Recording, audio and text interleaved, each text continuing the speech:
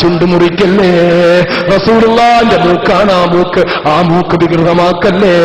അള്ളാഹുവിന്റെ റസൂലിന്റെ തിരുനെറ്റിത്തടമാണ് ആ നെറ്റിത്തടം. അള്ളാഹുവിന്റെ റസൂലിന്റെ രൂപം അവിടുത്തെ പ്രിയപ്പെട്ട കൊച്ചുമക്കളിൽ ഏറ്റവും വ്യക്തമായി കിട്ടിയത് ഹുസൈൻ റളിയല്ലാഹു അൻഹുവിനായിരുന്നു. ആ ഹുസൈൻ റളിയല്ലാഹു തആല അൻഹുവിന്റെ ആ മുഖവും മൂക്കും നെറ്റിയും വികൃതമാക്കുമ്പോൾ അവർ വിളിച്ചു പറഞ്ഞുകൊണ്ടിരുന്നു, പ്രിയപ്പെട്ട അനുയായികൾ, മുഅ്മിനീങ്ങൾ, ഇങ്ങനെ വേദനിപ്പിക്കല്ലേ, ഹുസൈന്റെ മുഖം വികൃതമാക്കല്ലേ എന്ന് പറഞ്ഞുകൊണ്ടിരുന്നു. പക്ഷേ ഹുസൈൻ റളിയല്ലാഹു തആല അൻഹു ഇഞ്ചിഞ്ചായി വെട്ടിമുറിക്കപ്പെട്ടുവെങ്കിലും, ഹുസൈൻ റളിയല്ലാഹു തആല അൻഹു പീഡനം സഹിച്ചുവെങ്കിലും, ഹുസൈൻ റളിയല്ലാഹു തആല അൻഹു ഒരുപാട് പ്രയാസങ്ങൾ സഹിക്കേണ്ടി വന്നെങ്കിലും, എന്റെ പ്രിയപ്പെട്ട സഹോദരങ്ങളെ, ഹുസൈൻ വിജയത്തിലായിരുന്നു. ഹുസൈന് പിന്നീട് ഒരിക്കലും ദുഃഖം അനുഭവിക്കേണ്ടി വന്നില്ല, പിന്നീട് ഒരിക്കലും പരീക്ഷണങ്ങൾ നേരിടേണ്ടി വന്നില്ല. സയ്യിദു ശബാബി അഹ്ലിൽ ജന്ന,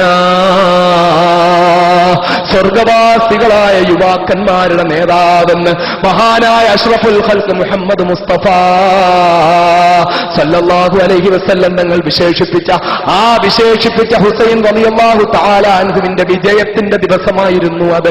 ഭൗതികമായ അർത്ഥത്തിൽ ഹുസൈൻ റളിയല്ലാഹു തആല അൻഹു വധിക്കപ്പെട്ടുവെങ്കിലും, ഹുസൈൻ റളിയല്ലാഹു തആല അൻഹു ആഗ്രഹിച്ചത് കിട്ടിയ ദിവസമാണ് മുഹറം 10.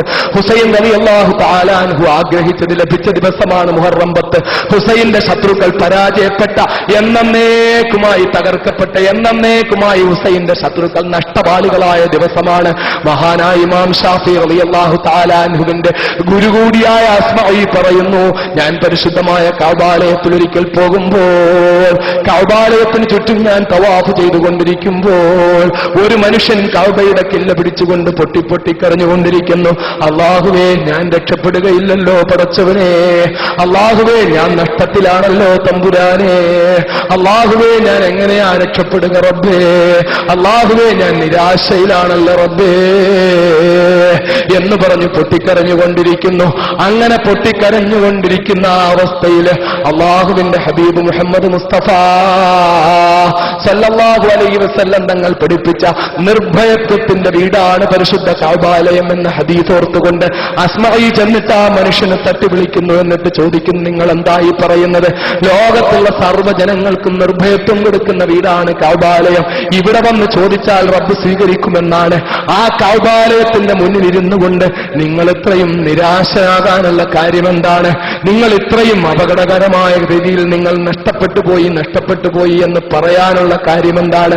മഹാനായ അസ്മാഇയോട് ആ മനുഷ്യൻ പറയുന്നു, സഹോദരാ, ഇവിടെ വരുന്ന സർവ്വാളുകളും വിജയിച്ചവരാണ്, ഇവിടെ വന്ന് റബ്ബിനോട് ദുആ ചെയ്താൽ അവർ വിജയിക്കുമെന്നുള്ളത് ഉറപ്പാണ്.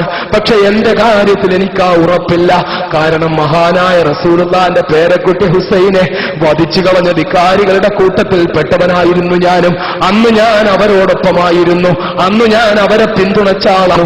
ഞാൻ ആ പിന്തുണച്ചതിന് ശേഷം പിന്നീട് എപ്പോഴും എനിക്ക് മനോവേദനയാണ്. ഞാൻ അടുത്ത ദിവസം ഒരു സ്വപ്നം കാണുകയുണ്ടായി. ആ സ്വപ്നത്തിൽ ഞാൻ കാണുകയാണ്, എല്ലാ ഔലിയാക്കന്മാരും അമ്പിയാക്കന്മാരും ഹുസൈൻ അനുകൂലമായി നിൽക്കുകയാണ് മഹ്ശറയിൽ, അള്ളാഹുവിന്റെ സാന്നിധ്യത്തില്. അള്ളാഹു തആല ചോദ്യം ചെയ്യാനെടുക്കുന്ന സമയത്ത് സർവ്വ ഔലിയാക്കന്മാരും അമ്പിയാക്കന്മാരും അതാ ഹുസൈൻ അനുകൂലമായി നിൽക്കുന്ന കാഴ്ചയാണ് ഞാൻ കാണുന്നത്. ആ സന്ദർഭത്തിൽ ഒരു അശരീരി ഞാൻ കേൾക്കുകയാണ്, അള്ളാഹുവിന്റെ ഹബീബ് മുഹമ്മദ് മുസ്തഫ സല്ലല്ലാഹു അലൈഹി വസല്ലം തങ്ങളുടെ പേരമകനായ ഹുസൈനെ കൊന്ന ആളുകൾ അവർക്കെങ്ങനെയാണ് അള്ളാഹുവിന്റെ ഹബീബിന്റെ ശഫാഅത്ത് പ്രതീക്ഷിക്കാൻ കഴിയുന്നത് എന്ന ശരീര ശബ്ദം ഞാൻ കേൾക്കുകയാണ്. ഇത് കേട്ട നിമിഷം മുതൽ എന്റെ ഹൃദയം പൊടിപൊടിയുകയാണ്, എന്റെ ഹൃദയത്തിന് സമാധാനമില്ല. ഞാനിനി എത്ര റബ്ബിനോട് തൗബ ചെയ്താലും എന്റെ റസൂലുള്ളാഹിന്റെ ശഫാഅത്ത് എനിക്ക് കിട്ടുമോ, എന്റെ റബ്ബിന്റെ തൃപ്തിയിൽ ഞാൻ പെടുമോ എന്ന ആശങ്കയിലാണ് ഞാൻ എന്ന് പറഞ്ഞുകൊണ്ട് ആ മനുഷ്യൻ പൊട്ടി കരയുന്നതായിട്ട് ഇമാം ഷാഫിയുടെ ഗുരു കൂടിയായ അസ്മാഇ രേഖപ്പെടുത്തിയിരിക്കുകയാണ്. എന്റെ പ്രിയപ്പെട്ട സഹോദരങ്ങളെ, മഹാനായ ഹുസൈൻ റളിയല്ലാഹു അൻഹുവിനെ വധിച്ചവരും അതിന് കൂട്ടുനിന്നവരും മൊത്തം നഷ്ടപാളികളായപ്പോൾ ഹുസൈൻ അന്നത്തെ ദിവസം വിജയത്തിന്റെ ദിവസമായി ആളായിരുന്നു. രക്തസാക്ഷിത്വം ആഗ്രഹിച്ച ആളാ ഹുസൈൻ. ഷഹാദത്തിന് വേണ്ടി പ്രാർത്ഥിച്ച ആളാ ഹുസൈൻ. ഹുസൈൻ റളിയല്ലാഹു തആല അൻഹുവിനെ ആഗ്രഹിച്ച രക്തസാക്ഷിത്വമാ അല്ലാഹു തആല കൊടുത്തത്. അല്ലാഹുവിന്റെ റസൂലിന്റെ പ്രിയപ്പെട്ട പുത്രി ഫാത്തിമയുടെ പൊന്നോമന മകനായ ഹുസൈനെ ഒരിക്കൽ മരണത്തോടടുത്ത സമയത്ത് അടുത്ത് വിളിച്ചിരുത്തിക്കൊണ്ട് ഫാത്തിമ പറഞ്ഞതാ, ഹുസൈനിൽ നിന്ന് ഞാൻ രക്തസാക്ഷിത്വത്തിന്റെ മണം ആസ്വദിക്കുന്നു എന്ന് പറഞ്ഞതാ. ആ ഫാത്തിമയുടെ അടുക്കലേക്ക് പെട്ടെന്ന് പോകാൻ തന്റെ വലിയുപ്പയായ അല്ലാഹുവിന്റെ ഹബീബ് മുഹമ്മദ് മുസ്തഫ സല്ലല്ലാഹു അലൈഹി വസല്ലം തങ്ങളുടെ അടുക്കലേക്ക് പെട്ടെന്ന് പോകാൻ, തന്റെ വലിയുമ്മയായ ഖദീജ റളിയല്ലാഹു തആല അൻഹയുടെ അടുക്കലേക്ക് പെട്ടെന്ന് പോകാൻ, തന്റെ ഉമ്മയായ ഫാത്തിമത്തു സഹ്റാന്റെ അടുക്കലേക്ക് പെട്ടെന്ന് പോകാൻ, തന്റെ ഉപ്പയായ അലിയുൻ കറമല്ലാഹു വജ്ഹുവിന്റെ അടുക്കലേക്ക് പെട്ടെന്ന് പോകാൻ, രക്തസാക്ഷിത്വത്തിന്റെ ഭാഗ്യം കിട്ടാൻ, ഇനി ഒരിക്കലും വെള്ളം ചോദിക്കേണ്ടി വരാത്ത, ഇനി ഒരിക്കലും ഭക്ഷണം കഴിക്കേണ്ടി വരാത്ത, ഇനി ഒരിക്കലും ആഗ്രഹങ്ങളൊന്നും ദുനിയാവിൽ അവശേഷിപ്പിക്കേണ്ടി വരാത്ത അല്ലാഹു തആല ഏറ്റവും ഉത്തമമായ ഭാഗ്യമായ ഷഹാദത്ത് കൊടുത്ത് മഹാനായ ഹുസൈൻ റളിയല്ലാഹു തആല അൻഹുവിനെ അനുഗ്രഹിച്ച ദിവസമാണ് മുഹറം 10.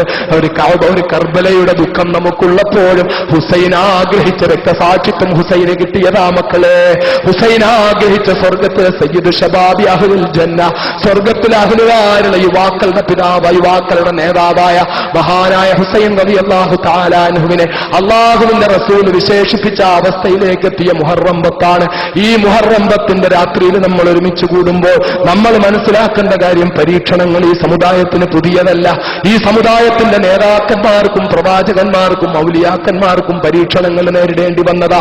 ഏറ്റവും വലിയ പരീക്ഷണങ്ങൾ നേരിടേണ്ടി വന്നവരുടെ കൂട്ടത്തില് എന്റെയും നിങ്ങളുടെയും ജീവന്റെ തുടിപ്പായ അഷ്റഫുൽ ഖൽഖ് മുഹമ്മദ് മുസ്തഫ സല്ലല്ലാഹു അലൈഹി വസല്ലം തങ്ങൾ പോലും പരീക്ഷണം നേരിടേണ്ടി വന്നു.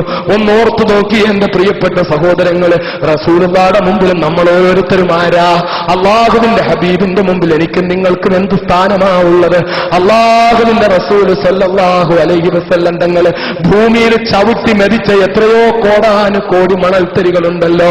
അള്ളാന്റെ റസൂലിന്റെ പാദസ്പർശമേൽക്കാൻ ഭാഗ്യം കിട്ടിയ മദീനയിലെ മണൽത്തരികളിൽ നിന്ന് ഒരൊറ്റ മണൽത്തരി എടുത്തുകൊണ്ടുവന്ന് ആ മണൽത്തരി 1000 വർഷം അറബിക്കടലിൽ ഇട്ട് കഴിഞ്ഞാൽ മക്കളെ, അള്ളാന്റെ റസൂലിന്റെ പാദം തൊട്ട മണൽത്തരിയാണ് വീണതെന്നതുകൊണ്ട് അറബിക്കടലിലെ ജലാശയത്തിന്, ജലത്തിന് എന്തുമാത്രം മഹത്വമുണ്ടാകുമോ, ആ അറബിക്കടലിൽ നിന്ന് ഒരു തുള്ളി വെള്ളം ഇങ്ങോട്ട് എടുത്തുകൊണ്ടുവന്ന് ആ വെള്ളം നമ്മുടെ കയ്യിൽ വെച്ചാൽ ആ വെള്ളത്തിന് എന്തുമാത്രം മഹത്വമുണ്ടാകുമോ, ആ മഹത്വത്തിന്റെ കോടിയിലൊരംശം മഹത്വം അവകാശപ്പെടാൻ അബ്ദുൽ നാസർ മദനിക്ക് യോഗ്യതയുണ്ടോ? എന്റെ മുന്നിലിരിക്കുന്ന പ്രിയപ്പെട്ട സഹോദരങ്ങൾക്ക് യോഗ്യതയുണ്ടോ? ഈ നൂറ്റാണ്ടിൽ ജീവിച്ചിരിക്കുന്ന ഏതെങ്കിലും ഭാരതീയനും കേരളീയനും യോഗ്യതയുണ്ടോ? ആ യോഗ്യതയില്ലാത്ത അല്ലാഹുവിന്റെ ഹബീബിന്റെ കാൽച്ചുവട്ടിൽ ചവിട്ടിയരയ്ക്കപ്പെട്ട മണൽത്തരികളിൽ നിന്നൊരു മണൽത്തരി കോടാനുകോടി വർഷം വെള്ളത്തിലിട്ട് വെച്ചാൽ ആ കടലിലെ ജലത്തിനുണ്ടാകുന്ന മഹത്വത്തിന്റെ ഒരു കോടിയിലൊരു അംശം പോലും മഹത്വം അവകാശപ്പെടാനില്ലാത്ത ഞാനും നിങ്ങളും ബുദ്ധിമുട്ടുകളും പ്രയാസങ്ങളും അനുഭവിക്കുമ്പോൾ എന്നെയും നിങ്ങളെയും പിടിച്ചു നിർത്തേണ്ടതെന്താ? ഖുൽ യുസീബനാ ഇല്ലാ മാ കതബല്ലാഹു ലനാ ഹുവ മൗലാനാ വഅല അല്ലാഹി ഫല്യതവക്കലിൽ മുഅ്മിനൂൻ. അല്ലാഹു പ്രവാചകനോട് പറഞ്ഞ വാക്കാണ് മക്കളെ. നബിയെ അങ്ങ് പറയുക, ലൻ യുസീബനാ, തീർച്ചയായും നമുക്ക് ബാധിക്കുകയില്ല, ഇല്ലാ മാ കതബല്ലാഹു ലനാ, അല്ലാഹു നമുക്കെന്ത് വിധിച്ചിട്ടുണ്ടോ അതല്ലാത്ത മറ്റൊന്നും നമുക്ക് വരില്ല. ഹുവ മൗലാനാ, അവനാണ് നമ്മുടെ യജമാനൻ, വേറെ ആരും നമുക്ക് യജമാനനായിട്ടില്ല. മൻമോഹൻ സിംഗ് യജമാനനല്ല, പി ചിദംബരം യജമാനനല്ല, കൊടിയേരി ബാലകൃഷ്ണൻ യജമാനനല്ല, DGP ജേക്കബ് പുന്നൂസ് യജമാനനല്ല, city police commissioner Manoj Abraham യജമാനനല്ല. യജമാനൻ ഹുവ മൗലാനാ,